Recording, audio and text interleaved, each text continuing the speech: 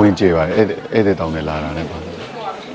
အဆင်ပြေတော့ပါအိမ်ပိုင်လေးနဲ့နေခြင်းနဲ့လို့အိမ်တလုံးကိုအရေးကြဝယ်ပေးဖို့အားပေးသူတွေထံပူဇော်နေတဲ့လူရှင်တော်ဖြိုးဖြိုး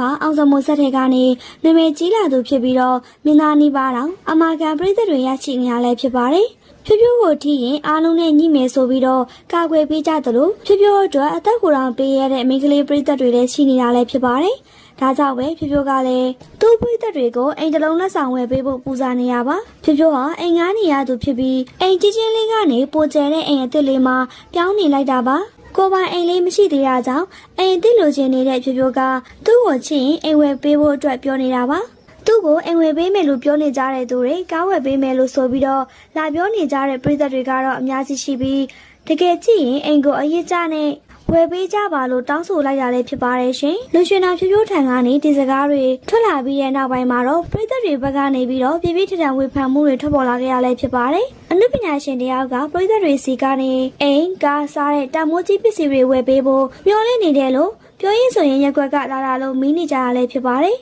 ဘာကျေးဇူးရှိလို့အိမ်ဝယ်ပေးရမလဲလို့တော့မေးကြတဲ့အပြင်အတောင်ရဲလုံးလို့အရင်ကချစ်ခင်သူတွေတောင်စိတ်ပြတ်သွားကြတာလည်းဖြစ်ပါတယ်။အောင်စမိုးလုံးနာမည်ကြီးကတောင်ပြည်သက်တွေထံကမှဘာမှမတောင်းဆိုပေမဲ့သူ့လိုလူရှင်တဲ့တယောက်ကပြည်သက်တွေထံကနေတောင်းဆိုနေတာကြောင့်အပြောခံနေရတာလည်းဖြစ်ပါတယ်။ဖြိုးဖြိုးဟာပညာရေးရှင်ကလည်း9တန်းထိသာတက်ရောက်ဖူးပေမဲ့လူရှင်နာလုံးမှာတော့အောင်မြင်ခဲ့တဲ့သူတယောက်လည်းဖြစ်ပါတယ်။မင်းသားအပေါ်မှာလေးစားမှုမထားခဲ့တဲ့စကားတွေကိုပြောဆိုလာခဲ့တာကြောင့်သူ့ကိုသတိပေးခဲ့ကြပြီးပွဲမကပဲခဏနားခဲ့ရပါသေးတယ်။ဖြိုးဖြိုးဟာအောင်စမိုးတပင်ကြီးအောင်မြင်လာခဲ့တာသူနဲ့လည်းသက်ဆိုင်တယ်လို့ခံယူထားတာကြောင့်အောင်စမိုးကိုလည်းတမိုးကြီးပစ္စည်းတွေပူဇော်တတ်ပါသေးတယ်။လူတိုင်းကတော့ကိုယ်ပိုင်အိမ်လေးတစ်လုံးပိုင်ဆိုင်ခြင်းနဲ့အိမ်မက်ရှိကြပေမယ့်ဖြိုးဖြိုးကတော့ကိုယ်တိုင်မကြိုးစားပဲပြည်သက်တွေကိုအိမ်ဝယ်ပေးဖို့ပူဇော်နေရလဲဖြစ်ပါတယ်။လက်ရှိချိန်မှာမြန်မာနိုင်ငံကတာမန်ပြည်သူလူထုကနေ့စဉ်နဲ့အမျှ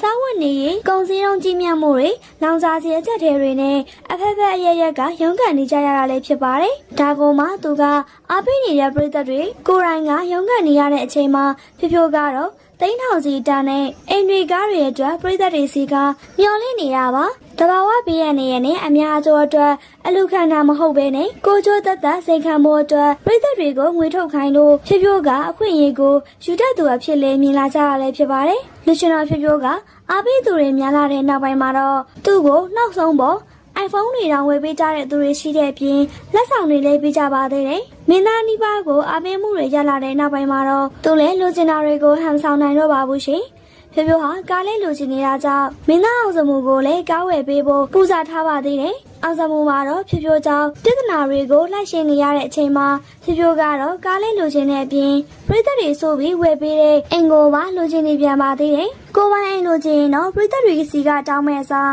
ကိုယ်တိုင်ပို့ကြိုးစားရမှာဖြစ်ပေမဲ့ဖြိုးဖြိုးကတော့ပြည်သက်တွေကို ATM ဆက်လို့သဘောထားနေခဲ့ရလဲဖြစ်ပါတယ်။အောင်မြင်မှုဆိုတာပြည်သက်တွေပြီးလို့ရတာမှန်ပေမဲ့အဲ့ဒီအောင်မြင်မှုတွေကိုအလွဲသုံးစားလုပ်ပြီးမလျော်ကန်နဲ့တောင်းဆိုမှုတွေလုပ်လာရင်တော့အချိန်မရွေးအဲ့ဒီအောင်မြင်မှုကပြန်လည်ကျဆင်းသွားနိုင်ပါတယ်။အိမ်ပိုင်လေးနဲ့နေခြင်းလို့ပြည်သက်တွေကိုအိမ်အရေးကြဆက်ပြီးတော့ဝယ်ခိုင်းပြီးဝယ်ခိုင်းနေတဲ့ဖြိုးဖြိုးရဲ့စိတ်ဓာတ်လေးပေါ်ပြည်သက်တွေဘလို့မြင်လဲဆိုတာခေါင်းမမရေးသွားပေးခဲ့ကြပါအောင်ရှင်